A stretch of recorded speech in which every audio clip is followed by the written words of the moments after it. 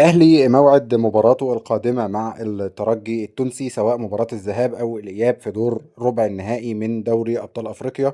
مواجهة كلاسيكية بين الأهلي والترجي التونسي. المواجهة الأولى مواجهة الذهاب هتكون في رادس في تونس، والمباراة إن شاء الله هتكون يوم الأحد 15 مارس 2026 في تمام الساعة 10 مساء بتوقيت تونس والجزائر والمغرب، 11 مساء بتوقيت مصر وليبيا والسودان، 12 منتصف الليل بتوقيت السعودية وقطر والكويت والأردن، والواحدة صباحا بتوقيت الإمارات وسلطنة عمان.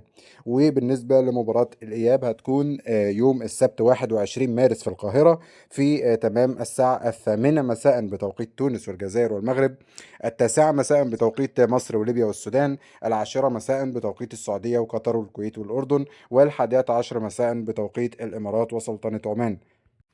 وطبعا المباراة هتنقل على قنوات بي ان سبورتس القطرية. نقول بقى شوية ارقام واحصائيات لمحبين الارقام بين الاهلي والترجي التونسي. في اخر 5 مواجهات ما بين الفرقتين، النادي الاهلي ما استقبلش ولا هدف من الترجي التونسي، سواء في تونس او القاهرة، وده طبعا رقم تاريخي وهيزيد مع كل مباراة ان شاء الله.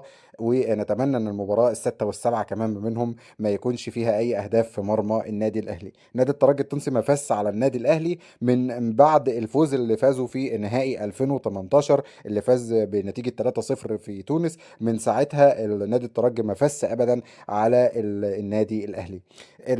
دي طبعا المواجهه ال 27 ما بين الفرقتين. المواجهه القادمه اتواجهوا قبل كده 26 مره، الاهلي فاز بنصهم 13، والترجي فاز ب4 مواجهات فقط وما بينهم 9 تعادلات. ايضا الارقام تميل للنادي الاهلي بشكل كبير. اتقابلوا في 3 نهائيات من دوري ابطال افريقيا، الاهلي فاز في 2012 وفي 2024، والترجي فاز طبعا في 2018. الاهلي سجل في مرمى الترجي التونسي من قبل 30 هدف، والترجي التونسي سجل 15 هدف فقط لا غير.